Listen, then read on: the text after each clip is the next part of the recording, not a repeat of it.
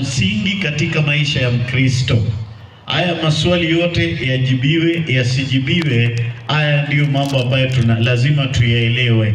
Unaposoma Mathayo 4 mstari wake ni 4, Biblia takatifu inasemaje? Mathayo 4 mstari wake ni 4 inasemaje? Kitabu ni cha Mathayo 4 mstari wake ni 4. Biblia inasema hivi. Soma. Naye akajibu akasema, imeandikwa. Imefanya nini? Imeandikwa. Kwa hivyo kama tutaweka misingi yetu katika neno la Mungu, ndio Yesu alimshinda shetani kwa kujibu imeandikwa. Kila kitu ambacho tunajibu lazima iwe imeandikwa. Kama haijaandikwa, hapo hapana misingi. Na ndiyo sababu tulisema kila jambo ambalo tunayasema yanatoka katika neno la Mungu. Amina. Kama haijaandikwa, imeandikwa. Sikia, hivi ndivyo anavyoeleza kuhusu kula na kutokula. Twende Isaya 55 mstari wake ni wa 2, ili kwamba tuelewe hata kama tunataka kuishi, mambo ni mawili. Umeelewa maandiko jinsi yalivyo? Biblia inasemaje?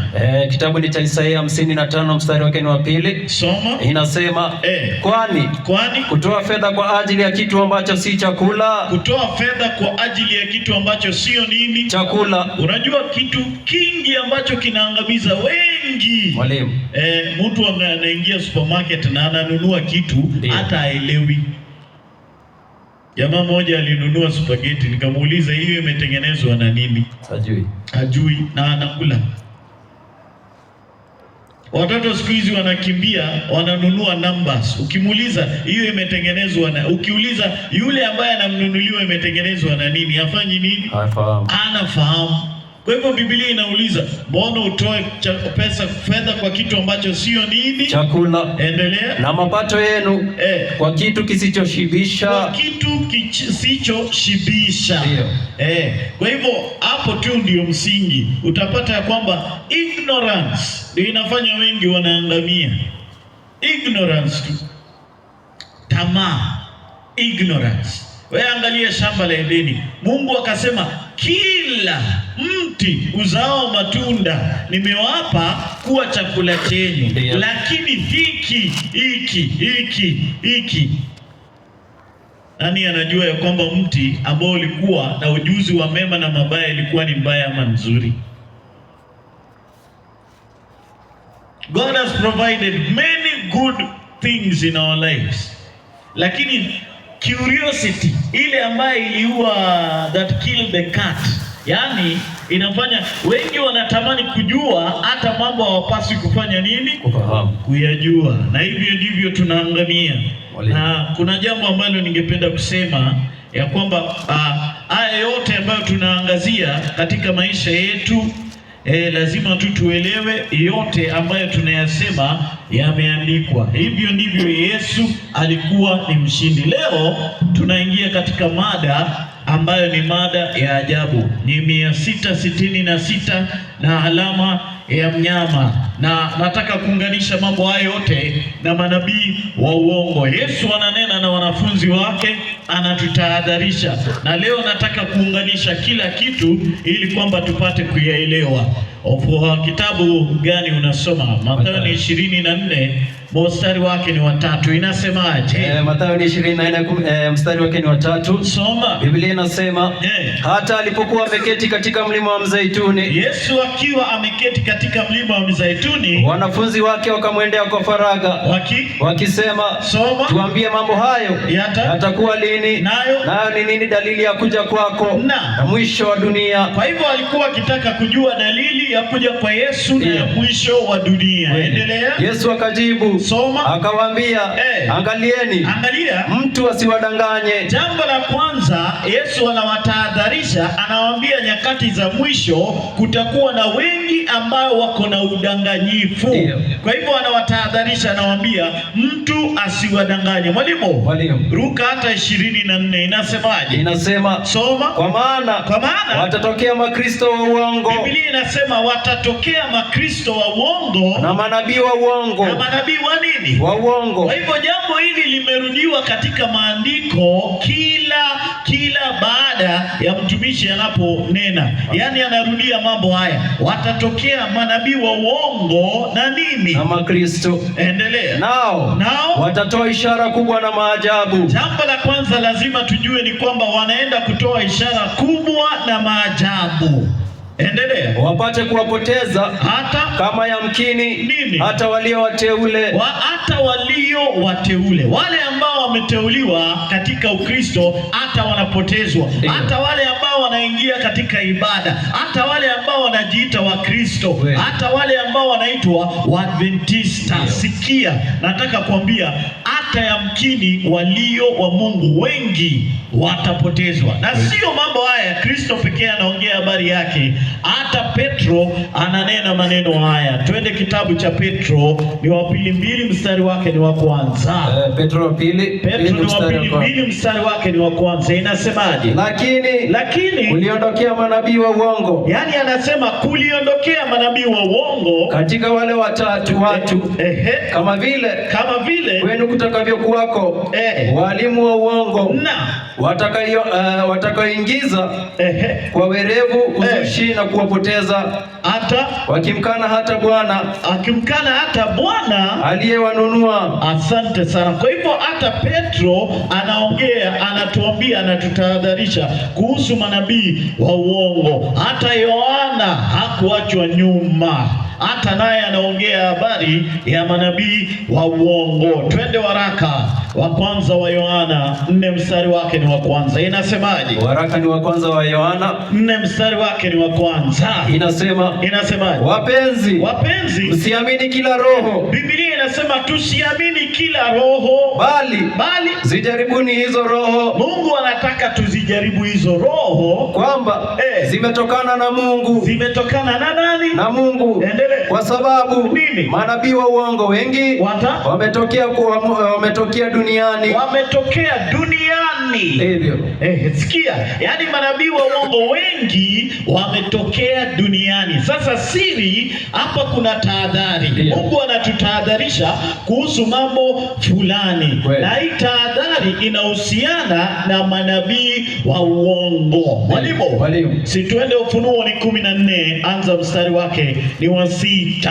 Hali ambapo tuliachia jana. Inasemaje? Kisha nikaona malaika mwingine akiruka katikati ya mbingu, mwenye injili ya milele. Biblia inasema alikuwa na injili ya milele, awahubiri hao wakao juu ya nchi na kila taifa na kabila na lugha na jamaa.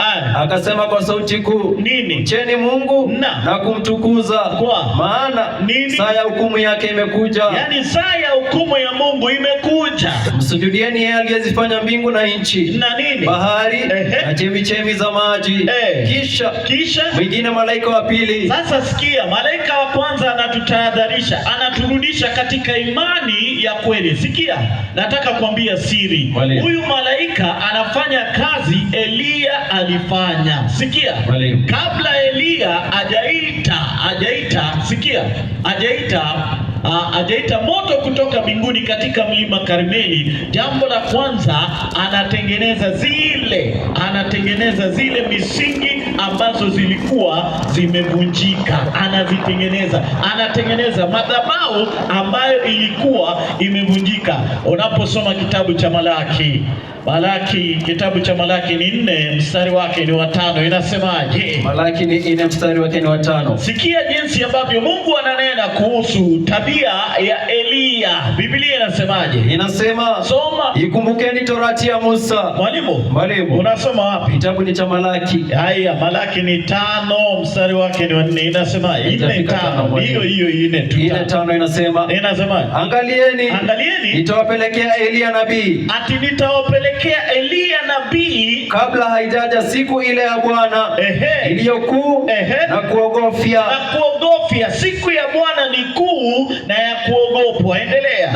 Naye ataigeuza mioyo ya baba iwaelekee watoto wao. Atageuza mioyo ya baba iwaelekee nani? Watoto wao. Teremuka. Na mioyo ya watoto iwaelekee baba zao. Na mioyo ya watoto iwaelekee nani? Baba zao. Teremuka. Ili nisije nikapiga dunia kwa laana. Asante sana. Kwa hivyo Mungu anataka kuangamiza hii dunia.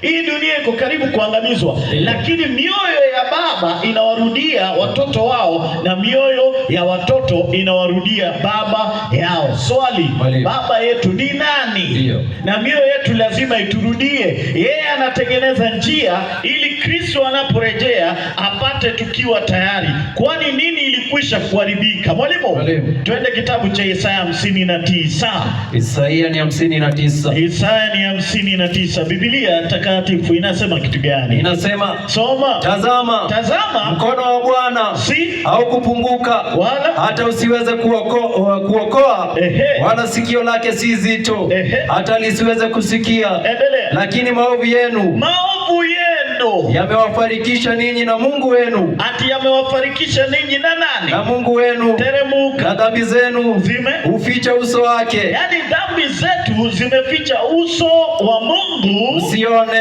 Usifanye nini? Usione. Yani tumetenganishwa na Mungu kwa sababu ya dhambi zetu. Ndio. Wana wa Israeli wanapotaka kumwona Kristo, wanapotaka kumwona Mungu, Musa anapoteremka, waliposikia Mungu anateremuka, sikia, wakamwambia Musa asikuje. Hivi leo watu wanadhani ya kwamba kuna mtu anaweza ona Mungu akaishi. Sikia, ni Yesu tu tunaweza muona, kwa sababu yeye ni utimilifu wa uungu kimwili.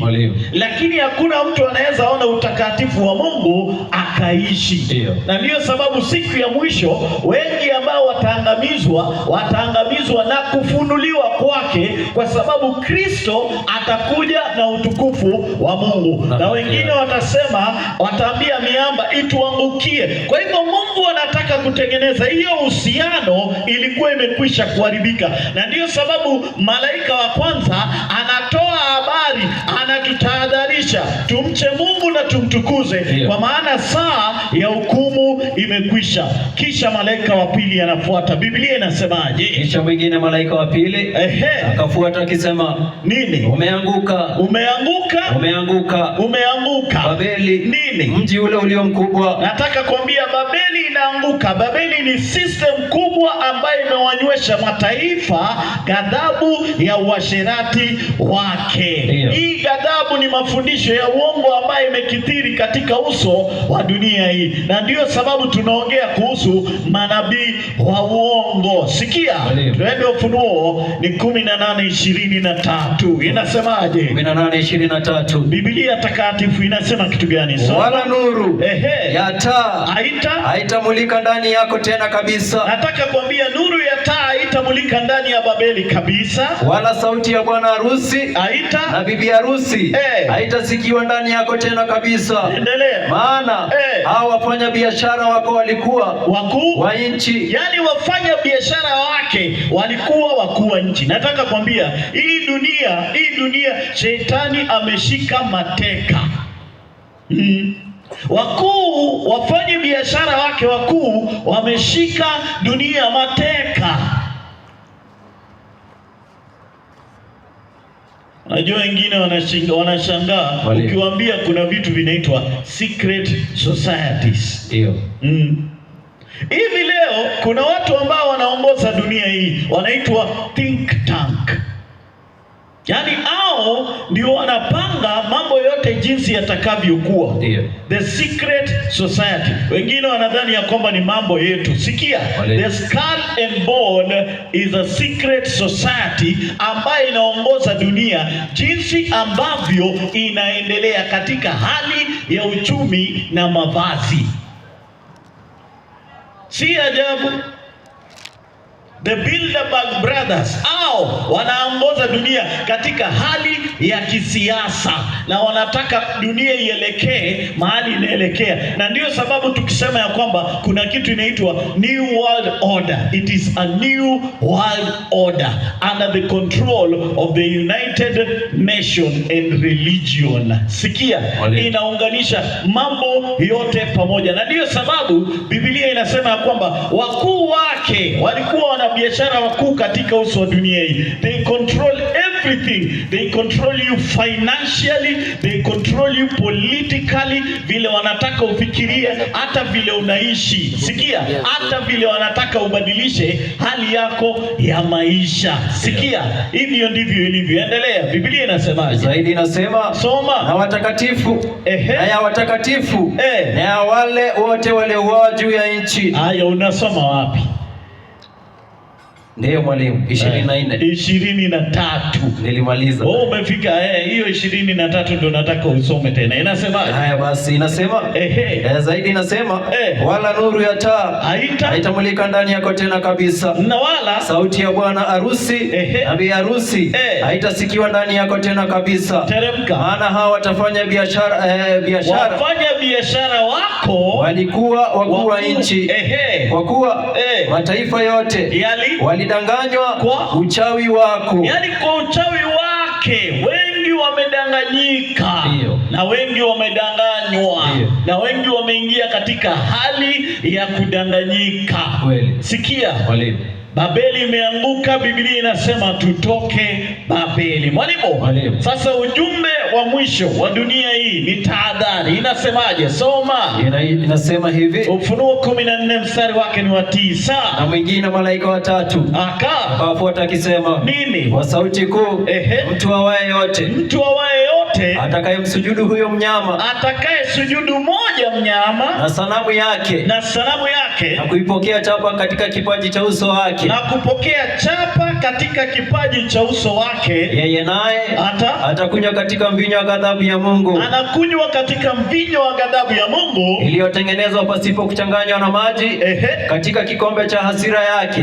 Naye atateswa kwa moto wa kiberiti na nini? Mbele za malaika, mbele za mwana kondoo na mbele za mwana kondoo na moshi wa maumivu yao upanda juu hata milele na milele. Asante sana. Kwa hivyo Mungu anatutahadharisha, anatuambia yule ambaye ataabudu mnyama, inamaanisha lazima tujue nyama ni nani. Na jambo la pili, la sanamu yake ni gani, na kupokea chapa katika kipaji cha uso wake. Hivi leo wengi wanakimbilia chapa ya mnyama. Filamu zimetengenezwa za uongo ya kudanganya watu ya kwamba nambari 666 ndiyo chapa ya mnyama. Hivi leo na wengi wamedanganyika ya kwamba wale ambao wanapokea chapa ya mnyama labda wanawekewa tattoo hapa kwa mkono ama katika kipaji cha uso wao, au ndio wanapokea chapa ya mnyama ama microchip ama alama ya kompyuta. Sikia,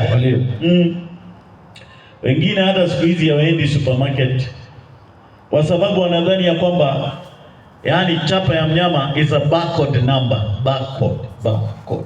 Sasa nadhani hiyo ni alama ya mnyama. Sikia, wengi wamedanganyika sana kuhusu alama ya mnyama. Hivi leo nataka kuambia kupokea alama ya mnyama ni nini na tutanusurika aje ili kwamba tusipokee alama ya mnyama. Sikia, Ufunuo ni 19 mstari wake ni wa 20. Tunapoingia katika Ufunuo 13 mstari wake ni wa 11. Inasemaje? 19:20. Ufunuo.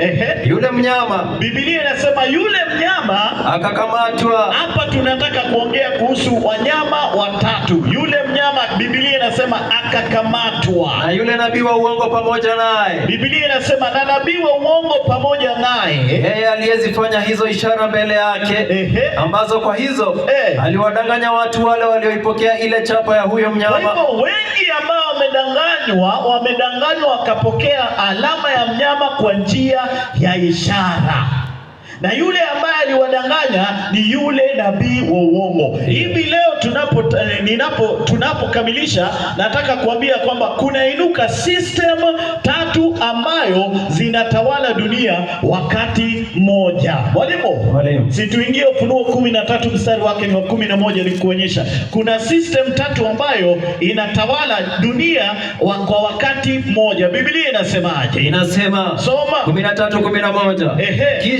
Kisha nikaona mnyama mwingine akipanda juu kutoka katika nchi, naye alikuwa na pembe mbili mfano wa mwana kondoo. Kwa hivyo mnyama wa kwanza anatoka katika nchi, naye ana pembe mbili mfano wa mwana kondoo. Teremuka. Akanena kama joka. Na atanena kama nini? Joka. Kwa hivyo ana tabia ya Kristo, lakini atanena kama nini? Joka. Joka. Endelea. Naye atumia uwezo wote wa mnyama yule wa kwanza mbele yake. Sasa anatumia uwezo wa mnyama huyu wa kwanza ambaye tutamtazama mbele yake. Endelea. Naye aifanya dunia na wote wakao ndani yake wafanye nini? Wamsujudie mnyama wa kwanza. Wamsujudie mnyama wa kwanza ambaye jeraha la mauti lake lilikwisha kupona.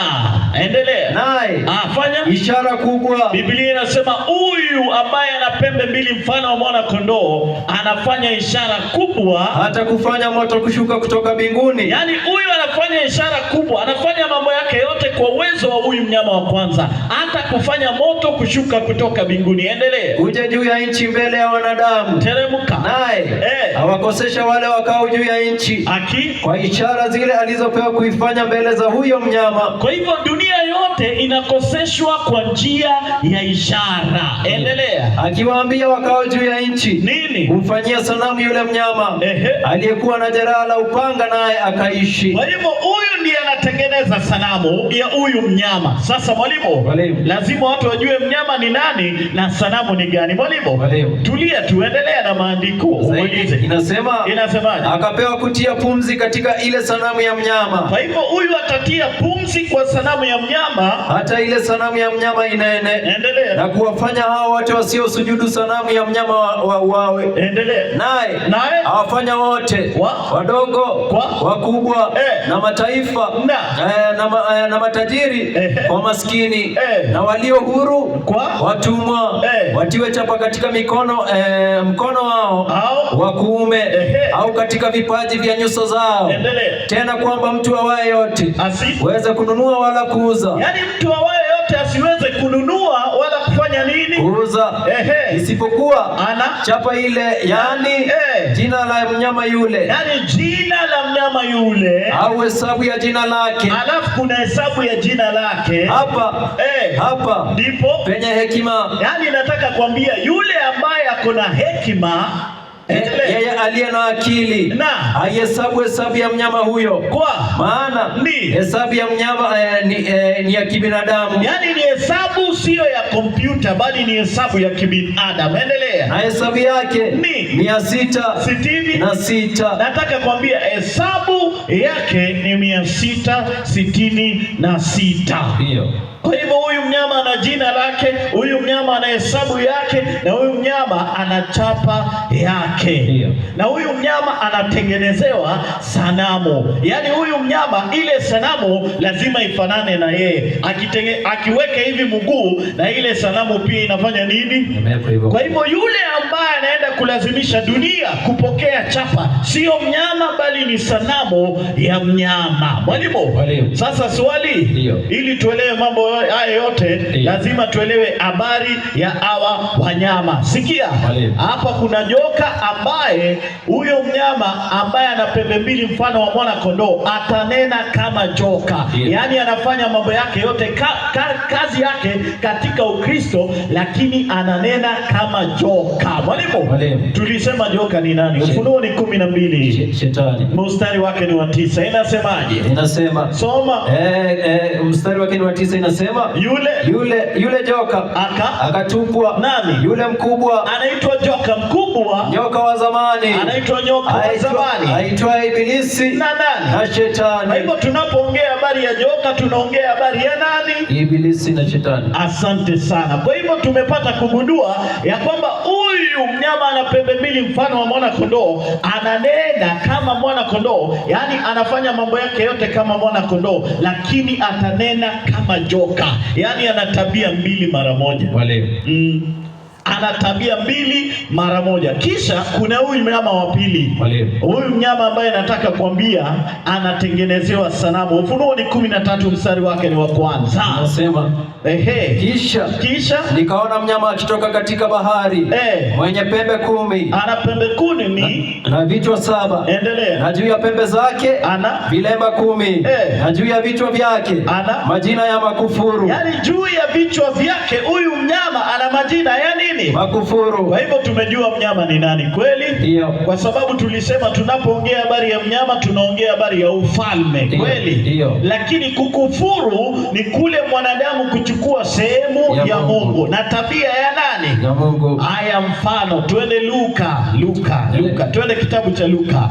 Luka ni 5:21 inasemaje? 5:21. Biblia takatifu inasema basi wale waandishi na Mafarisayo wakaanza kuhojiana wakisema, ni nani huyu asemaye maneno ya kukufuru? Yaani nani ambaye anaweza sema maneno ya kukufuru? Endelea. Ni nani awezaye kusamehe dhambi? Ni nani awezaye kufanya nini? Kusamehe dhambi. Ni nani awezaye kufanya nini? Kusamehe dhambi. Teremuka. Isipokuwa Mungu peke yake. Kwa hivyo ni Mungu, ni tabia yake, ni kazi yake kusamehe dhambi. Haiko kwa uwezo wa mtu yeyote. Sikia, Yesu walishangaa anasamehe dhambi. Na Yesu ni Mungu, Yesu ni Mungu. Akasamehe dhambi. Wakasema, nani asemaye mambo ya kukufuru? Nani anachukua sehemu ya Mungu duniani? Kwa hivyo mnyama wa kwanza bila shaka ni Roma ya kidini. Sikia, kwa sababu yeye ndiye ameinua mambo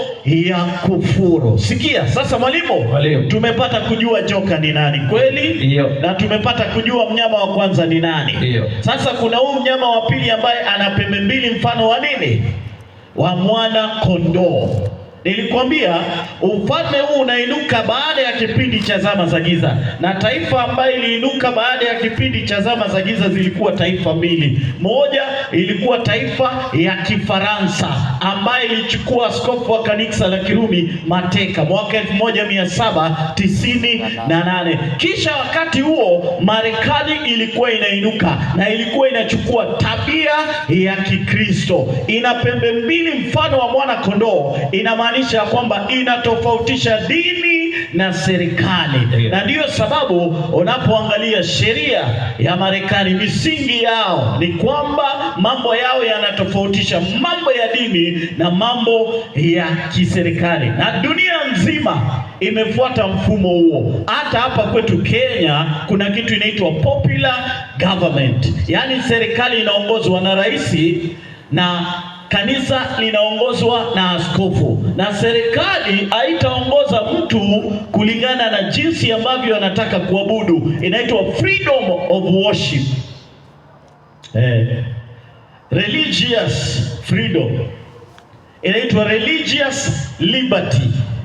Kumwabudu Mungu jinsi nia yako inavyokuongoza.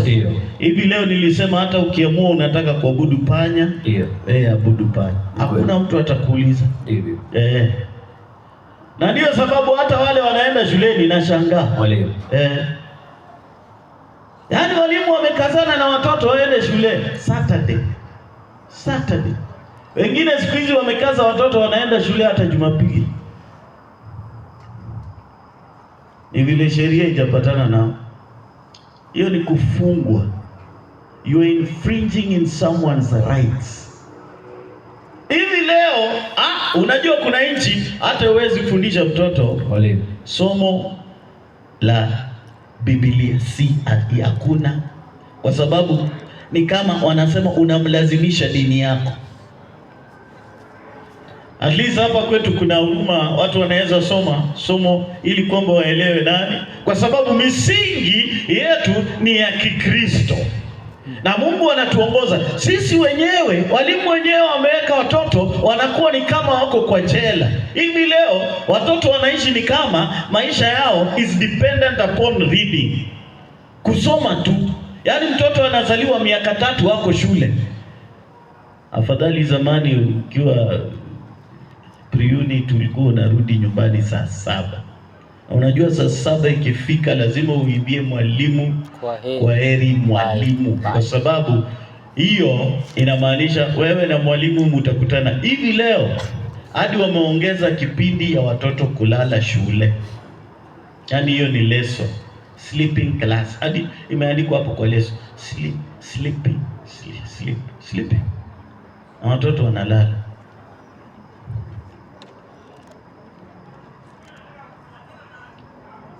Alafu mtoto unang'ang'ana na mtoto ajue Kiingereza akiwa na miaka 3. Kiingereza. Najua wengi wetu tulijua Kiingereza tukiwa class 6. Hata tukiambiwa tuseme Kiingereza tunasema vizuri. Ni kweli mwalimu? Wewe ulijua Kiingereza ukiwa baby class.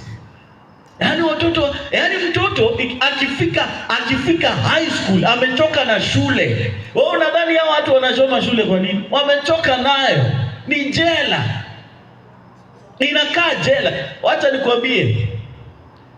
Kuna nchi unaingia class saa 3 na unatoka saa 8. Na jambo la kushangaza, hizi nchi ambayo watu wanaingia saa 3 wanatoka saa 8, ndio wanasema watoto wanapita kuliko hizi zetu. Watoto wanaingia 5 anatoka saa 2 ya usiku. Yaani mtoto amebeba mzigo 5 asubuhi, jioni saa 2 bado amebebana na mzigo. Yaani maisha yetu tunadhani ni kusoma tu. Too much books inamfanya John anakuwa a dull boy. Sikia, na haya yote yanaletwa ili kwamba tujue ya kwamba huyu mtoto ana uhuru. Yaani huyu mtu ana uhuru wa kuchagua jinsi anavyotaka kufanya ibada. Hivi leo lazima tujue, na nchi ambayo iliinuka wakati huo ambayo inachukua tabia hii bila shaka ni nchi ya Marekani. Lakini jambo la ajabu, Biblia inasema ya kwamba itanena kama joka. Yaani itanena kama joka na itafanya mambo yake yote kwa uwezo wa yule mnyama wa kwanza. Nataka kuambia hizi taifa mbili hazikuwa marafiki. Hapana. Marekani hawakuwa na uhusiano na nini? Na Warumi, Roma ya kidini. Kwa sababu wengi ambao walifika Marekani walikuwa ni wakimbizi ambao walitoka bara Europa, kutoka katika kipindi cha zama za giza. Wengi walipitia mateso, wakakimbia mateso, na ndio sababu wakabadilisha sheria yao. Wanaitwa their founding fathers. Wakabadilisha sheria ili kwamba watu wapate kumwabudu Mungu jinsi nia yao inaongoza. Wakachukua sanamu kubwa sana, na ile sanamu ukiangalia pale juu kulikuwa na torch, inaitwa the torch of liberty. The torch of liberty, Marekani. Lakini Biblia inasema kwamba atanena kama joka, atatengeneza sanamu ya mnyama. Sasa hii sanamu ambayo inataka kutengeneza ni sanamu gani? Ili tuelewe mambo ya sanamu ya mnyama, jambo la kwanza lazima ujue ya kwamba system hizi 3 zinafanya kazi pamoja. Ufunuo ni 16 mstari wake ni wa 13. Inasemaje? 16:13. Biblia takatifu inasema kitu gani? Nikaona roho 3 za uchafu. Sasa Yohana anaona roho 3 za uchafu zilizofanana na vyura. Zinafanana na nini? Vyura. Teremka. Zikitoka katika kinywa cha yule joka. Yaani moja zinatoka katika kinywa cha yule joka ambaye ni Shetani. Endelea. Na katika kinywa cha yule mnyama. Na katika kinywa cha mnyama. Na katika kinywa cha yule nabii wa uongo. Na katika kinywa cha nabii wa nini? Uongo. Teremka. Hizo ndizo roho za mashetani. Hizo ndizo roho za nini? Za mashetani. Teremka. Zifanyazo ishara. Zinafanya ishara. Zitokazo na kuendea wafalme wa ulimwengu. Yaani inaendea wafalme wa ulimwengu wote kuwakusanya kwa vita ya siku ile kuu. Yaani inawakusanya kwa vita ya siku ile kuu ya Mwenyezi Mungu. Mtu aliuliza, ecumenism will be complete when? Sikia, siri ni alama ya mnyama. Ibada bandia inakuja kusimamishwa, wote wanaunganishwa, dunia inaunganishwa pamoja, na ishara inaleta watu pamoja. Hizo ishara ambazo anazifanya, Biblia inasema ya kwamba inawaleta wote pamoja. Taifa hizi mbili ambayo lilikuwa na tofauti, lakini siku ya leo wanashirikiana. Ya mwaka 1990 kukawa na muunganiko kati ya rais wa Marekani na askofu wa kanisa la Kirumi ili kwamba kuangusha kitu kinaitwa communism. Hivyo uhusiano ukaanza kuwa polepole na hata siku ya leo uhusiano umekuwa zaidi, na jambo la ajabu ya kwamba Marekani ndio inaenda kutengeneza misingi ya kupokea alama ya mnyama, na ndiyo sababu inasema kando na sanamu ya mnyama, sikia, inawaongoza watu watiwe chapa ya mnyama. Mwalimu, sasa swali, ili tujue sanamu ya mnyama lazima tuelewe tabia ya yule mnyama, kweli? Ufunuo ni 17 mstari wake ni wa kwanza, inasemaje? Inasema akaja mmoja wa wale malaika saba, mwenye vitasa saba, akanena nami akisema, nini? Njoo huku nitakuonyesha hukumu ya yule kahaba mkuu. Nitakuonyesha hukumu ya yule kahaba mkuu aketie juu ya maji mengi, ambaye anaketi juu ya maji mengi. Endelea. ambaye wafalme wa nchi wamezini naye. Biblia inasema wafalme wa nchi wamezini naye, nao wakao katika nchi wamelevya kwa mvinyo uasherati wake. Teremka. Akanichukua katika roho hata jangwani, nikaona mwanamke keti juu ya mnyama mwekundu sana. Sasa anaona mwanamke ambaye ameketi juu ya mnyama mwekundu sana. Nataka kukupatia siri. Nilikwambia tunapoongea habari ya mwanamke tunaongea habari ya kanisa. Tunapoongea habari ya mnyama tunaongea habari ya ufalme. Yaani kuna muunganiko kati ya kanisa na ufalme. Ili ifike wakati ambapo kanisa linawaangamiza watu wake, inamaanisha kwamba lazima kuwe na sheria ambayo imetoka katika serikali. Na nilikwambia Roma ilikuwa ni dini, na tena Roma ya kidini ilikuwa ni dini na tena ni serikali. Inamaanisha kwamba alikuwa na uwezo wa kupitisha sheria. Hivi leo Marekani inatengeneza sanamu ya mnyama kwa njia gani? Leo wakati tunaongea, rais wa Marekani alipokuwa anapishwa, wengi hawajajua kuna document kubwa inaitwa 2025 document. Wengi hawajasoma. Alafu kuna watu ambao wanaitwa National Christian Nationalism. Wanasema tunataka kurudisha Marekani ili kwamba watu wafanye nini? Warudi kumwabudu Mungu jinsi walivyokuwa wakimwabudu Mungu. Ati Marekani was not a secular state. America was a Christian state. Na wanasema hii mambo ya separation between church and states lazima iishe. Inamaanisha wanataka kwenda kwa serikali ili kwamba wapitishe sheria ya kuwalazimisha watu kurudi katika hali ya Ukristo. Inamaanisha watu wakilazimishwa na hali ya Ukristo. Hivi leo hauwezi mlazimisha mtu afanye ibada. Hivi leo tumekaa hapa, angalia jinsi Mungu alivyo mzuri. Kama Mungu ndiye hawezi kulazimisha mtu amwabudu, God requires a willful service. Yaani ile service ambayo wewe umejitolea, unamwabudu kwa hiari yako, sio ya kulazimishwa. Mungu akinyeshea watu, nadhani ananyeshea wale tu wanamwamini peke yake. Mvua ikimwagika, hata wale ambao hawatafuti uso wake ndio wanapata mvua. Watu wakivuna, hata nao wanavuna. Angalia jinsi Mungu ni wa upendo. Amina.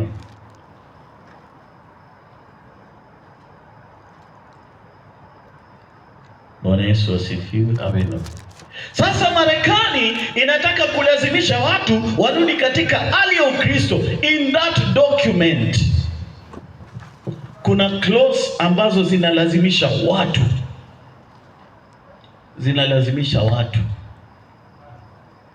Hivi leo vile tunaongea, wengi wanalazimishwa ya kwamba kuna siku ya ibada na hiyo siku lazima watu wote wapumzike. Hivi leo mwezi huu watu wanasherekea, Marekani inasherekea 250 years since independent. Na wanasema ya kwamba wanataka kurudisha familia pamoja. Usikose, nitakuonyesha.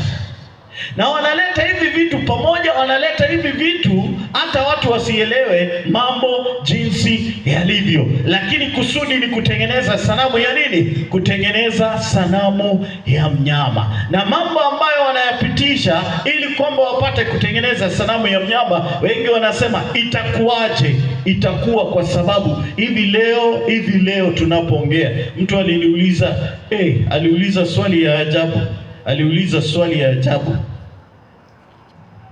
Dunia hii kushirikiana ni lazima, lakini ili kwamba uwe moja wa ecumenical movement lazima utie sahihi. Wewe ndio ufanye utafiti wako.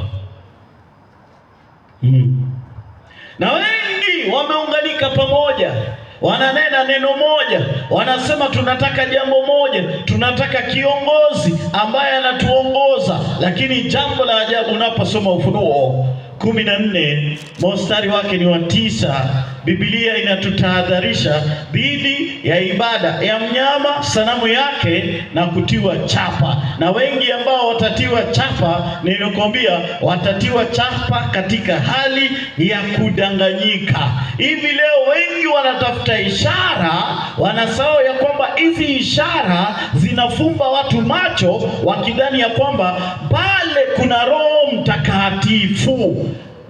Kitabu cha Yohana, waraka wa Yohana wa kwanza 4 mstari wake ni wa kwanza. Na ndiyo sababu Biblia inatuambia maneno haya. Yohana anasema hivi kwa sababu ya mambo haya. Biblia inasemaje? Wapenzi, msiamini kila roho. Biblia inatuambia tusiamini kila roho, bali zijaribuni hizo roho. Tuzijaribu hizo roho kwamba zimetokana na Mungu. Kama zimetokana na nani? Na Mungu. Endelea. Kwa sababu manabii wa uongo wengi wamefanya nini? Wametokea duniani. Nataka kuambia kwamba Marekani imekuwa misingi ya manabii wengi ambao wanainuka, ambao wanaitwa manabii wa uongo wengi, ambao wamedanganya dunia kwa njia ya ishara, na wengi wamedanganyika kwa njia ya ishara. Wanaambiwa ya kwamba njoo utapokea miujiza. Nataka kuonyesha vitu ambavyo watu wanapitia wanapoambiwa ya kwamba watapokea miujiza. Sikia, haya ndiyo mambo jinsi yalivyo. Fundi wa mitambo, ilikuwaje ukaeka vitu nusu nusu?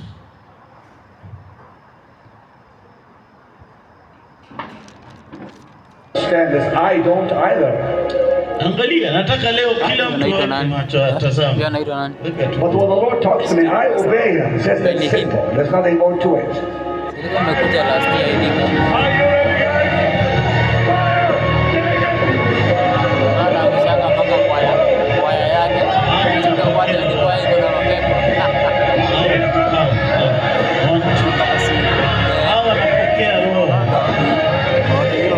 Waone vile watu wanateseka uso. Kushanga watu mimi nimesimama, unajua wanajiangusha. Hii ndio watu wanatamani, wanapenda.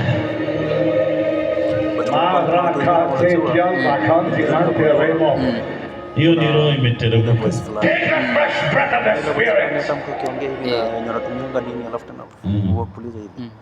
Oh, ni mtumishi wa Mungu, na wengi wanajaa.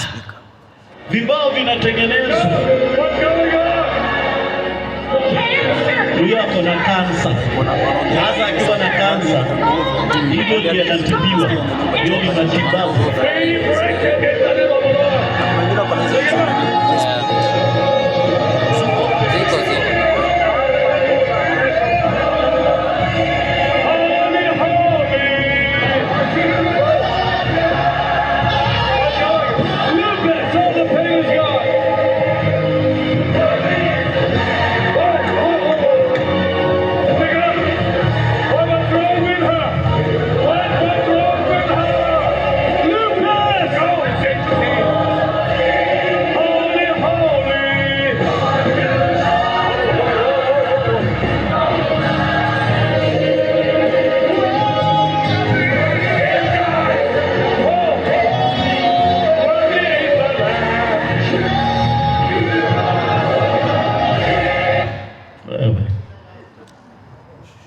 Hiyo sasa ni ibada ama ni mateso? Na unajua watu wanajua kwamba hiyo ni roho. Mtu akaniuliza hapa iko roho, wengine wanashangaa kama kuna roho wa Mungu. Roho wa Mungu Mungu, sikia, tabia yake ni hii. Mwalimu, unasoma wapi? Ezekieli ni 2, anza mstari wake ni wapi? Wa kwanza inasemaje? Ezekieli ni 2 mstari wake ni wa kwanza. Biblia takatifu inasemaje? Nataka usikie tofauti ya hii roho mbili yote. Inasemaje? Akaniambia, akamwambia Ezekieli, mwanadamu, simama kwa miguu yako. Ati simama wapi? Kwa miguu yako. Teremka. Nami nitasema nawe. Endelea. Naye aliposema na Ezekieli, roho ikaniingia. Roho wa Mungu ikafanya nini? Ikaniingia. Endelea. Ikanisimamisha. Ikamwangusha. Ikanisimamisha. Ikamwangusha. Ikanisimamisha mwalimu. Ikamwangusha. Ikanisimamisha. Sijui kama unaona kitu naona. Endelea. Nikamsikia yeye aliyesema nami. Akasikia yeye aliyesema naye. Ndio. Yohana anapoandika kitabu cha Ufunuo, wa siku ya Mungu roho ikamjia, ikamwongoza, akaandika kitabu cha Ufunuo. Hakuna mahali roho ilimrusha, ilimwangusha, ilifanya nini? Yaani roho wa Mungu ni roho iliyo tulivu. Ndio. Na unashangaa unadhani iko mbali. Hata hapa kwetu Kenya watu wanateseka tu. Wanateseka tu. Na hawaendi mahali. Hiyo ni dhambi imekuwa mingi.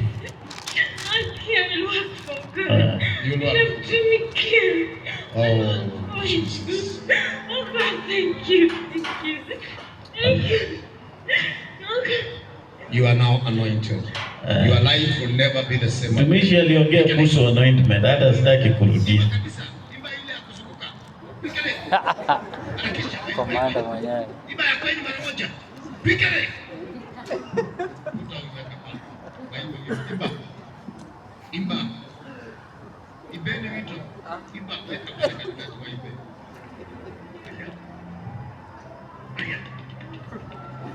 Yoro ni ajabu.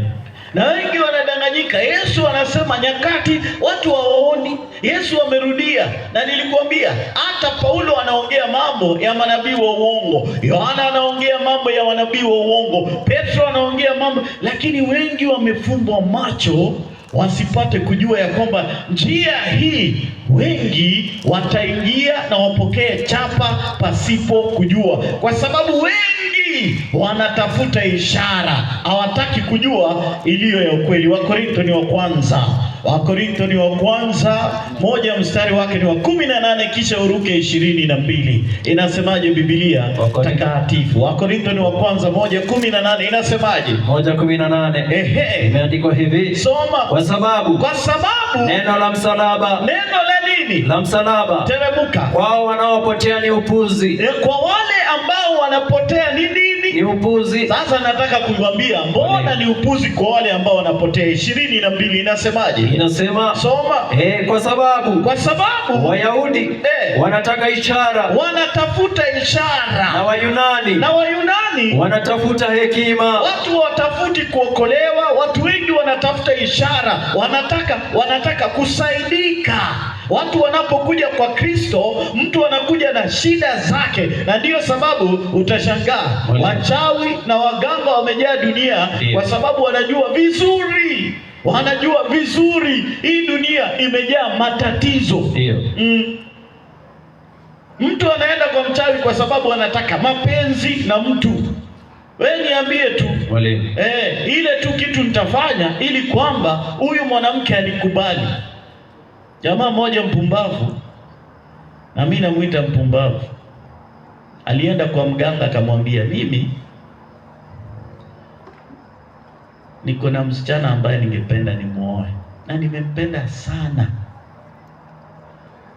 Akaambiwa, unampenda kweli? Akaambiwa, sasa mimi nataka manyoya ya simba. Ani mganga akamwambia nataka manyoya ya simba. Na yeye kwa ukatili wake na upumbavu wake anaenda kutafuta manyoya ya nini? Ya simba. Na akaenda akanunua nyama. Akanunua mbuzi mzima, akachinja siku ya kwanza, akaenda mahali simba yuko akatupa. Kwa sababu anajua njia ya kutengeneza uhusiano na simba ni kufanya nini? Kumpa nyama. Na anatupa. Yaani alikuwa anapelekea simba chakula, hadi yule simba sasa akawa rafiki yake, anaenda hata anakaa karibu na yeye hadi akamguza, akasema sasa leo ndio ile siku. Akachukua makasi akakata, akasema ile kitu niliambiwa imekuwa. Akarudi kwa mganga, akamwambia manyoya ya simba ni, akamwambia wewe ni mjinga. Yaani kama unaweza tafuta simba hadi awe rafiki yako, hata uchukue manyoya, huyo mwanamke alikushindaje? Na hivyo ndivyo watu wanateseka. Watu wanatafuta ishara kwa sababu imani imekwisha. Watu wamekosa kuwa na imani, wanatafuta ishara, na hizi ishara zinawapoteza watu, kwa sababu ni hizi ishara itawaongoza wapate nini? Chapa ya mnyama. Sasa swali, hii chapa ya mnyama ni nini? Ili kwamba tuelewe chapa ya mnyama, lazima tujue ya kwamba mnyama ana jina lake na ana nambari yake, na siri ni kwamba Biblia ilisema aliye na hekima na hesabu ya nambari yake, na ni hesabu ya kibinadamu. Sikia, na nambari yake ni 666. Wale ambao walikuwa na hekima walielewa, ili kwamba ujue mnyama lazima uelewe jina lake na nambari yake yanaambatana. Hivi katika kipindi cha zama za giza, wale ambao walikuwa wakifanya utafiti walitafuta wakashangaa. Katika kofia ya askofu wa kanisa la Kirumi lilikuwa limeandikwa hivi: the letters inscribed in the Pope's mitre are these: Vicarius Filii Dei, which in Latin for vicar of the Son of God. Sasa nataka uelewe, Vicari inamaanisha in place of, Filii sana, na Dei ni God. Sikia, lakini jambo la kushangaza, walipokuwa wanachukua yale majina wanayaelewa katika nambari za Kilatini. Sikia, neno V katika lugha ya Kilatini na hesabu ya Kilatini ni 5.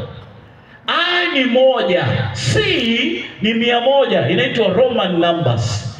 Hakuna ni 0, R hakuna ni 0, I ni 1, U kama V ni 5, S ni 0. Then neno Filii, F ni 0, I ni 1, L ni 50, I ni 1. Then Dei, D ni 500, E ni 0 na I ni 1. Walipounganisha majina haya yote wakapata, inawapatia 666. Ule anataka kupiga hesabu, utafanya hesabu peke yako. Hii yote hii nambari 666 likawaongoza, wakajua mnyama ni nani na wakajua jina lake ni nani, kwa sababu ndio inafunua mambo yaliyoandikwa katika maandiko. Wathesalonike ni wa pili 2 mstari wake ni wa 3. Biblia inasema maneno haya. Wathesalonike ni wa pili 2 mstari wake ni wa 3. Inasemaje? Inasema Paulo ananena, sikia, mtu awaye yote asiwadanganye kwa njia yoyote. Maana haiji usipokuja kwanza ule ukengeufu. Yaani siku ya Bwana haitakuja isipokuja kwanza ule ukengeufu. Endelea. Akafunuliwa yule mtu wa kuasi. Na lazima mtu wa kuasi afanye nini? Afunuliwe. Biblia inasema akafunuliwa yule mtu wa kuasi, mwana wa uharibifu. Anaitwa mwana wa uharibifu. Yule mpingamizi anaitwa mpingamizi, ajiinua nafsi yake juu ya kila kitu kiitwacho Mungu. Yaani anajiinua nafsi yake juu ya kila kiitwacho Mungu, ama kuabudiwa, hata yeye mwenyewe kuketi katika hekalu la Mungu, akijionyesha nafsi yake kana kwamba yeye ndiye Mungu. Sasa sikia, nataka kuambia kwamba ndio siri. Paulo alikwisha kuambia siri. Kuna yule ambaye anajiinua, naye Mungu akawapatia siri ya pili, akawapatia hekima, akawaambia aliye na hekima na hesabu yake, kwa sababu ni hesabu ya kibinadamu. Watu wakajua mnyama ni nani, na sikia, na hesabu yake ni nani. Sasa sikia, ile kitu watu wameshindwa kutofautisha, chapa ya mnyama ni gani hivi leo. Na hii ndio kitu ambacho kinadanganya uso wa dunia hii, ya kwamba chapa ya mnyama wengine wanadhani ni tattoo. na mwingine wanadhani ya kwamba is a memory chip ama social security number ama a barcode number. Lakini siku ya leo nataka kuambia siri ya kupokea chapa ya mnyama ama muhuri wa Mungu. Kama mtu hawezi pokea muhuri wa Mungu, bila shaka ni chapa ya mnyama. Sasa swali, mtu atamwangamiza mtu ambaye ameweka tattoo kwa mkono? Huwezi mwenyewe.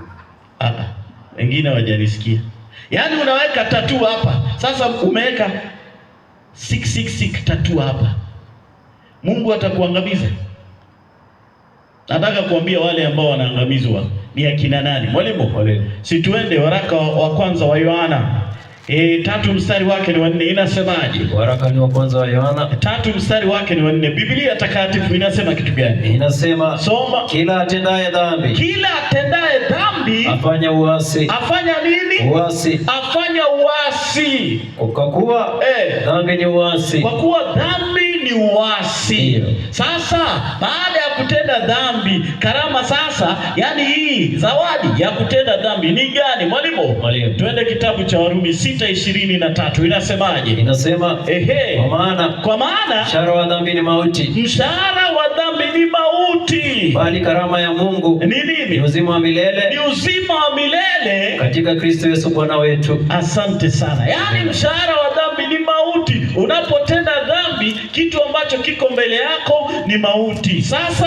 tunaepukaje dhambi? Mwalimu, kuliko niseme unaepukaje alama ya mnyama, nataka kuambia unaepukaje dhambi. Mwalimu, Warumi ni 7 mstari wake ni wa 7. Inasema kitu gani? Warumi ni 7:7. Inasema nini? Biblia inasema, soma. Tusemeje basi? Tusemeje basi? Torati ni dhambi. Torati ni dhambi. Asha.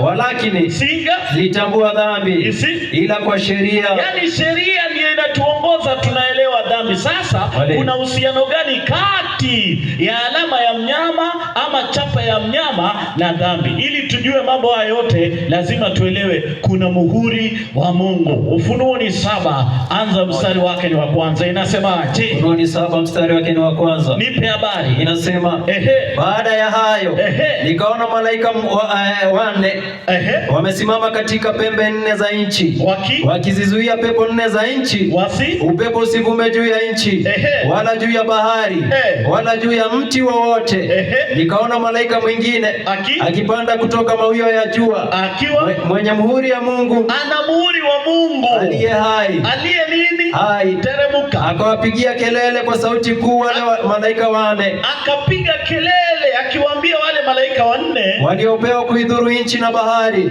akisema, nini? Msidhuru nchi wala bahari wala miti hata tutakapokwisha kuwatia muhuri watumwa wa Mungu wetu. Watumwa wa Mungu lazima watiwe muhuri. Sikia, hata tutakapowatia muhuri watumwa wa Mungu wetu. Endelea. Juu ya vipaji vya nyuso zao. Juu ya vipaji vya nyuso zao. Ndio. Kwa hivyo muhuri wa Mungu lazima itiwe. Wakati shetani anang'ang'ana watu wapokee chapa, naye Mungu anatuma malaika wake ili kwamba watu wake wapokee muhuri wake. Sasa swali, mwalimu, hii muhuri ni nini na nani ambaye anawatia muhuri watu wa Mungu? Twende kitabu cha Waefeso. Kitabu ni cha Waefeso. Waefeso ni 4 mstari wake ni wa 30. Inasemaje? 4:30. Biblia inasema, soma. Wala msimhuzunishe yule Roho Mtakatifu wa Mungu. Ati msimhuzunishe nani? Yule Roho Mtakatifu wa Mungu. Teremuka. Ambaye kwa yeye mlitiwa muhuri hata siku ya ukombozi. Ati walitiwa muhuri hata siku ya nini? Ukombozi. Kumbe ni Roho wa Mungu anatia watu wake muhuri. Amina. Yani ni Roho wa Mungu anatia watu wake muhuri, na wale ambao wametiwa muhuri na Roho ya Mungu wanachukua tabia ya Mungu, yani wanachukua tabia ya Roho, yani wanazaa matunda ya Roho, na matunda ya Roho ni dhahiri. Mwalimu, Wagalatia ni 5 mstari wake ni wa 22. Inasemaje? Lakini tunda la Roho ni upendo, unini, furaha. Ati ni upendo na nini? Furaha. Na furaha, amani, uvumilivu, utu wema, fadhili, uaminifu. 23 inasemaje? Upole, kiasi. Juu ya mambo kama hayo hakuna sheria. Ati hakuna nini? Sheria. Sikia. Mwalimu, jamaa mmoja alienda kuhubiri India. Ndio.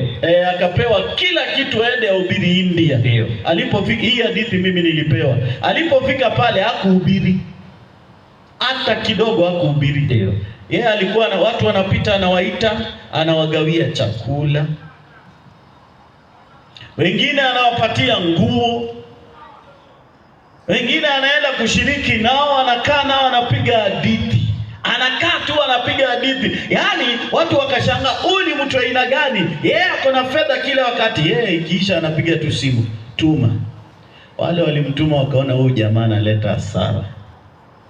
Wacha tutume jamaa ambaye anaenda kuhubiri. Wakatuma mhubiri. Yule mhubiri alipotumwa, ule ambaye alikuwa anapeana vitu akawa recall. Ule akahubiri, watu wakashangaa. Akasonga. Wale watu wakasema, unajua huyu jamaa ambaye unasema wewe kabla ukuje hapa alikuwa huku. Yaani huyo jamaa unasema ana upendo, tulimuona. Huyo Yesu ambaye unasema sisi tulikuwa na yeye, alikuwa anatupatia chakula. Inaitwa silent ministry. Wakati mwingine ni matendo yako tu yanaonyesha upendo. Yaani lazima wazae matunda, inamaanisha kwamba Roho Mtakatifu amekwisha kuwatia muhuri. Soma 19 inasemaje? Wagalatia mwalimu. Wagalatia ni 5 mstari wake ni wa 19. Inasema kitu gani? 5:19 inasema. Soma. Inasema hivi basi matendo ya mwili ni dhahiri. Sasa yani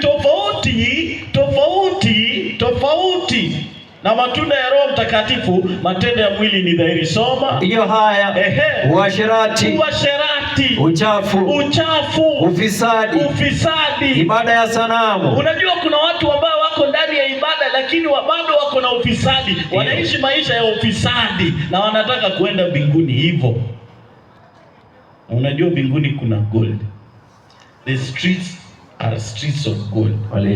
Na hapa hata ukiona tu dhahabu, hata kale kadogo hivi watu wanaweza uana. Ndio. Hao ndio watu ambao wanaenda mbinguni, wale ambao wanaenda mbinguni. Yaani kwamba mbinguni je? Sikia. Sasa Mungu anataka kututia muhuri ili kwamba mambo haya machafu yatoke ndani yetu. Yaani tuwe na uvumilivu, tuwe na tabia ya Kristo ndani yetu. Na ndiyo sababu muhuri wa Mungu ni, twende Isaya 8 mstari wake ni wa 16. Inasemaje? Isaya ni 8:16. Isaya ni 8 mstari wake ni wa 16. Biblia takatifu inasema kitu gani? 8:16 inasema. Soma. Ufunge huo ushuhuda. Sasa anawaambia funga huo ushuhuda. Ukaitie mihuri sheria kati ya wanafunzi wangu. Ati ukatie muhuri nini? Sheria kati ya wanafunzi wangu. Kumbe muhuri wa Mungu ni sheria ya Mungu ambayo inafungwa kati ya wanafunzi wa Mungu. Na wale ambao wamepokea muhuri wanaishi katika sheria, wanatembea wakimwegemea Kristo wakati wao wote. Na ishara hii inaonekana katika maisha yao. Mwalimu, sasa ishara ya kushika sheria ya Mungu ndiyo hii. Mwalimu, tuende kitabu ni cha Kutoka 31 mstari wake ni wa 12. Inasemaje? Kutoka ni 31 mstari wake ni wa 12. Inasema kitu gani? 31:12. Inasemaje? Biblia imeandikwa ikisema hivi. Bwana akasema na Musa. Akaambia Musa, sikia.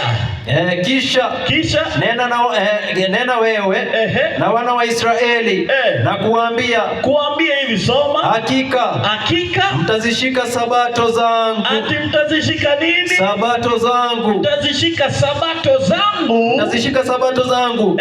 Kwa kuwa ni nini? Ni ishara. Kumbe ishara ya sheria Mungu ni sabato yake. Endelea. Kati ya mimi na nyinyi katika vizazi vyenu vyote. Katika vizazi vyenu vyote. Hivyo. Sikia, akarudia mambo haya. Hata Ezekieli akamwambia vivyo hivyo. ndivyo. Ezekieli 20:12 inasemaje? Inasema, soma. Tena na aliwapa sabato zangu. Ati naliwapa sabato zangu ziwe ishara kati ya mimi na wao. Ati ziwe ishara kati ya mimi na wao, wapate kujua ya kuwa mimi Bwana ndimi niwatakasaye. Yani wapate kujua kwamba Mungu ndiye awatakasaye. Ishara ya muhuri wa Mungu ni sheria yani ishara yake ni sabato yake. Soma 20 inasemaje? 20 inasema, soma. Biblia inasema, zitakaseni sabato zangu. Itakaseni sabato zangu, zitakuwa ishara kati ya mimi na ninyi. Zitakuwa ishara kati ya mimi na nini? Mpate kujua ya kuwa mimi ndimi Bwana Mungu wenu. Ndiyo mwalimu. Ishara ya Mungu ni sabato zake. Hata ukuje Agano Jipya, hata usome Mhubiri 4 mstari wake ni wa 9, inasemaje? Mhubiri 4 mstari wake ni wa 9. Biblia takatifu inasema kitu gani? 9 inasema, soma. Mstari wake ni wa 9 mwalimu. Nipe habari. Biblia takatifu inasemaje? Afadhali Mhubiri si la samani, Waibrania ni 4 mstari wake ni wa 9. Samani, pole sana. Waibrania ni 4:9 inasema kitu gani? Tena imesalia raha ya sabato. Imesalia raha ya sabato kwa watu. Hapana, sio hiyo. Soma vizuri. Kwa maana yeye aliyeingia katika raha yake amestarehe mwenyewe katika kazi yake, kama vile Mungu alivyostarehe katika kazi yake. Hivyo basi na tufanye bidii kuingia katika raha ile, ili kwamba mtu yeyote asije akaanguka kwa mfano huo. Sasa mwalimu, baada ya kujua muhuri wa Mungu na ishara ya muhuri wake, chapa ya mnyama ni nini? Kinyume na ibada ya kweli, wanasimamisha ibada bandia. Mimi sijaandika hii, inasema hivi. Acha nisome hii. Sunday is our mark of authority. Na nataka usikie hii. The church is above the Bible. Kwa hivyo hii wanadhibitisha ipo ndani ya Biblia. And this transference of Sabbath observance is a proof of that fact. Catholic Record, London, Ontario, September 1st, 1923.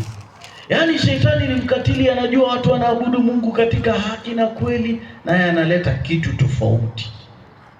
Wengi hawataenda mbinguni kwa sababu ya yale mengi ambayo waliyatenda, lakini yale tu madogo ambayo waliyapuuza. Na wengi wanaamini sana ibada hii kwa sababu wengi wanaongoza watu katika sabato bandia kwa njia ya ishara. Watu baada ya kupokea miujiza, hivi leo watu ambao wamepoteza nyota. Unajua kuna watu ambao wanadhani nyota yao iliibiwa. Wanaenda kutafuta nyota. Siku hizi walisema Ugora ana nyota. Anaenda kwa jamaa huyu anaitwa Ezekiel. Ili wapate nyota. Na watu wanatafuta nyota. Hivi leo watu wanaenda kutafuta. Yaani wewe hata wewe unaamini nyota yako imepotea. Nyota. Unajua mimi nikijaribu kutenda hivi nyota yangu inaonekana nyota, wacha niende niombewe nyota. Sasa ukiombewa nyota yako inarudi. Wengine wamechukia wenzao, wanadhani wenzake ndiye alipotea na nyota yake. Najua kuna watu wanakaa, mtu anadhani mibaraka yake ilienda na mwenzake na anamchukia. Unajua kama sio mimi ningekuwa mbali. Hakuna mtu alipotea na nyota yako. Ni wewe umechoka na maisha. Bwana Yesu asifiwe. Amen. Watu wanatafuta nyota, wanaingia katika ibada wasichoelewa. Alafu unajua ukiingia pale unasema yenyewe hii ndio ibada. Sikia, ili kwamba sanamu ya mnyama itengenezwe, sikia, lazima kuwe na ibada. Katika uwanja wa Dura, kabla wale watu waabudu sanamu, waliambiwa kwanza lazima kuwe na ibada, kukawa na ibada. Nasikia jinsi ambavyo walielezwa, na nataka kuonyesha siku ya leo. Yaani mfalme akatengeneza sanamu kubwa sana katika uwanja wa Dura. Wote wakuu wakaitwa katika uwanja wa Dura, kisha akatoa amri. Unaposoma Danieli 3 mstari wake ni wa 15, watu wakaingia katika ibada kabla hawajafanya nini? Hawajaabudu sanamu. Biblia inasemaje? 3:15. Kitabu ni cha Danieli. Sasa sikia. Basi sasa kama mkiwa tayari wakati mtakaposikia sauti ya panda na filimbi na kinubi na zeze na santuri na zomari na namna zote za ngoma za nini? Ngoma. Endelea. Kuanguka na kusujudia sanamu. Ati kuanguka na kufanya nini? Kuisujudia sanamu niliyoisimamisha. Kuanguka na kufanya nini? Kuisujudia sanamu niliyoisimamisha. Sikia, can music confuse the mind? Je, muziki inaweza chafua akili? Sikia, wacha tuulize wasomi, mbona wale wakatumia muziki? Sikia, daktari huyu anasema hivi, Norman Weiberg anasema, is a professor of neurobiology, anasema music can rapidly and powerfully set moods and do so in a way not easily attained by other means. Na ukitaka ibada ikuwe mzuri, unawekea tu watu muziki. Anataka usikie, weka volume watu wasikie ibada. Yaani tunamaliza. Na watu wanapoingia pale, music is part of worship. Very powerful tool. Hata sasa ukitaka watu waombe, unaona vile ile. Na ndio sababu kila wakati unaona kwaya wakikutana, vijana wakikutana ni kuimba. Watu wakikutana lazima waimbe, kwa sababu njia rahisi ya kuanzisha ibada ni muziki. Music is powerful. Hapa nilikuwa nikihubiri, wengine wanalala, lakini muziki inarudisha mioyo ya wengi. Watu hata walikuwa wamekwisha kuchoka na mimi, wanasema mtumishi maliza. Lakini music is a powerful tool. The power of music. Angalia. Na wengine pia waliokolewa tu kwa sababu ya uimbaji.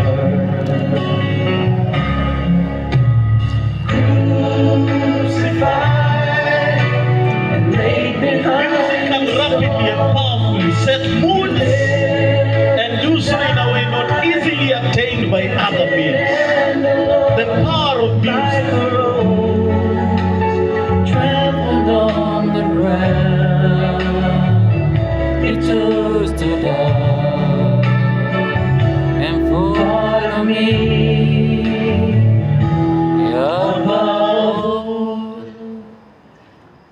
Hata ule alikuwa amechoka, at least anasikia roho imerudi.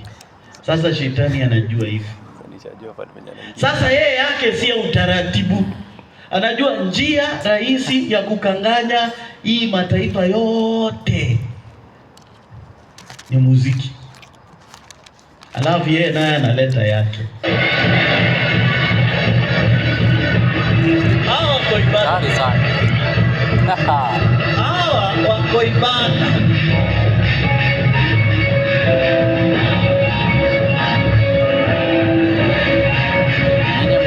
Nyimbo za upuzi pamoja na vinanda 6-5. Hata mtoto amefundishwa PE. Anajua.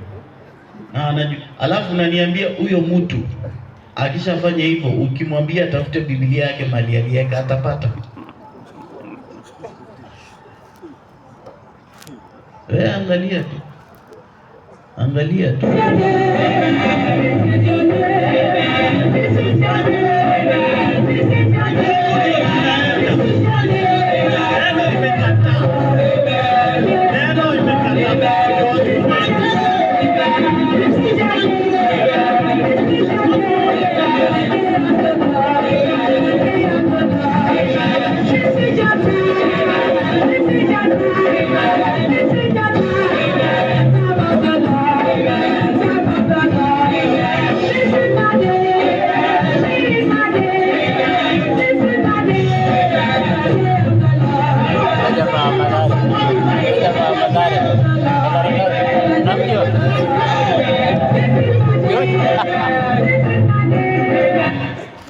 huyo jamaa ni sadaka tu alikuwa anaenda kutoa.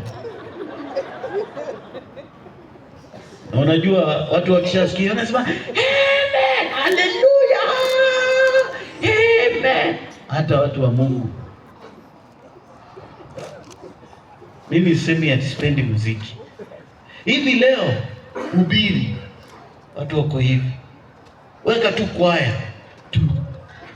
Hata ule alikuwa amechoka, hata ule alikuwa, mimi sijasema ni mbaya, lakini unaona vile shetani anajua. Sisemi ati watu wasiimbe hivyo, lakini watu wawe na hekima, ili kwamba tusije tukapatikana ya kwamba hatujajitayarisha. Hivi leo watu wafundishwe. Ati leo ibada ilikuwa leo ilikuwa boring. Lakini siku ya kwaya ibada ilikuwa mzuri. Bwana Yesu asifiwe. Sasa mimi pia leo nimeleta kwaya yangu ya leo. Inaongozwa na askofu. Back to Church Sunday. Ukidhani ya kwamba mambo haya yako mbali, ibada ya Jumapili inakuja kusimamishwa dunia nzima.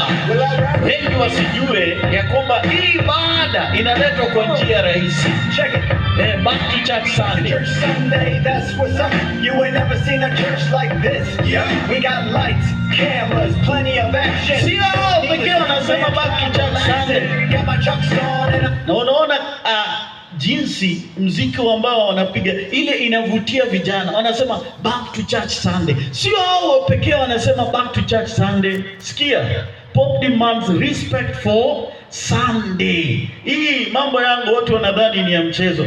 A blue law is a type of a law designed to enforce moral standard, particularly the observance of Sunday as a day of worship or rest. A restriction on Sunday shopping. Hey, Heritage Foundation seeks to save America by elevating Sunday as the uniform day of rest.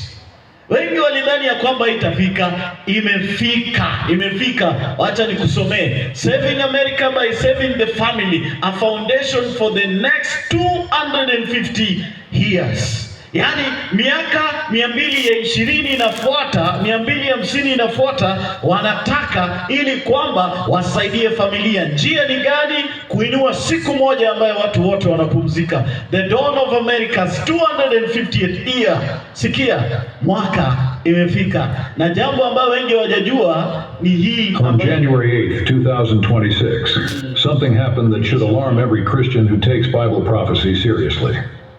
The Heritage Foundation, one of the most powerful conservative think tanks in America, released a document that few would have believed possible just years ago.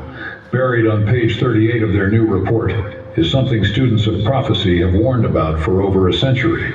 A call for uniform Sunday laws, not in hushed tones, not as a fringe idea, but as official policy recommendation for the United States government. And just 5 days ago, January 18th, the North American Division of Seventh-day Adventists issued an emergency press release in response. They called it, and I quote, a disturbing disregard for the religious freedom of all Americans. They called it a dangerous desire to use state power to advance religious objectives. For over 160 years, this church has been warning that Sunday laws would come to America. Many laughed at them, many said it could never happen here. But here we are. Hold that picture in your mind because it leads us to the heart of this matter.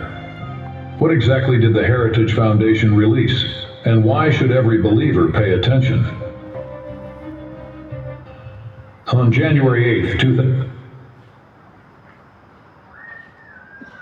Watu wakidhani ya kwamba iko mbali, hii yangu ilitoa. Imefika. Mimi sijui. Ibada ya Jumapili inasimamishwa. Marekani ikisimamishwa, the false Sabbath will be lifted up. Yesu ananena, mtakapoona chukizo linaloleta uharibifu limesimama katika patakatifu, asomaye na afahamu. Abomination that causes destruction. Kusimamisha ibada bandia dunia nzima, na wengi wanalazimishwa kwa ibada hiyo. Na wale watakataa, Biblia inasema hawatanunua wala kuuza. Umewahi kusikia kitu inaitwa CBDC?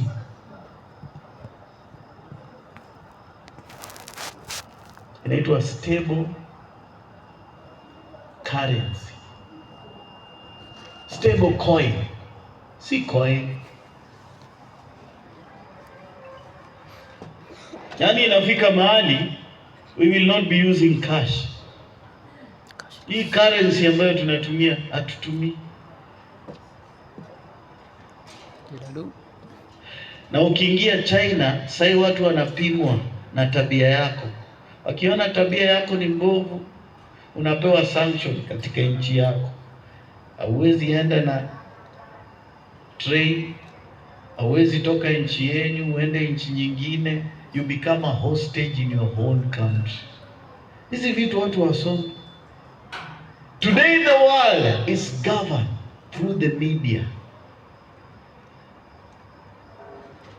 Hivi leo jamaa wengine walitoka wakaenda kutembea usiku. Walienda ni party. Wakaeka kwa mtandao out for a party. Asubuhi wakikuja wakapata nyumba yote imebebwa. Nani aliambia wezi ya wako? Wow. Sini wao. The devil cannot read our minds. And in fact, ukiingia social media, the first question unakutana nao Facebook, what's in your mind? Na leo acha nitumie jina mbaya. Wajinga wengine wanaweka what is in their mind. Alafu mimi nikikuja kwa kanisa nasema naona wapi? Kwa mtandao. Tari sana. Naona na najua uko na shida gani. Mimi niko sawa, uko na shida. View your status. Hata nikitaka kujua uliachwa, nitajua uliachwa. I'll just view your status. Unaweka emoji za ajabu, unalia. Alafu unasema vitu za ajabu. Alafu unaambia watu ati unajua ati you are an introvert. Introvert. Unajua introverts kwa kuongea ndio extroverts kwa social media. Those who are my friends, enda status yangu sasa uone kama kuna kitu naeka. Lakini mimi najua na kujua because of what you put in your if you want, ukitaka kujua na kujua ni kitu umeweka kwa mtandao. Hata nikitaka kujua mlikosana najua and I will read.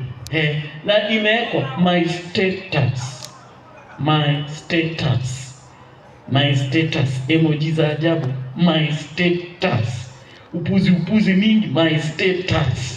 Angalia kitu unaweka kwa status. My status. Si hata ukue DCI siku moja watu wasielewe your moves. Learn from the social media. We can know what you're going through. We can study you. And if we can study you, mtu aliniuliza, kweli mtandao inajuaje? Nataka hii. Ukienda kwa Google search inakupatia kila kitu unataka. Kwanza inakuletea. Ukienda Facebook inakuletea marafiki zako wote. Like. Mbona isikuletee mtu ambaye si rafiki yako?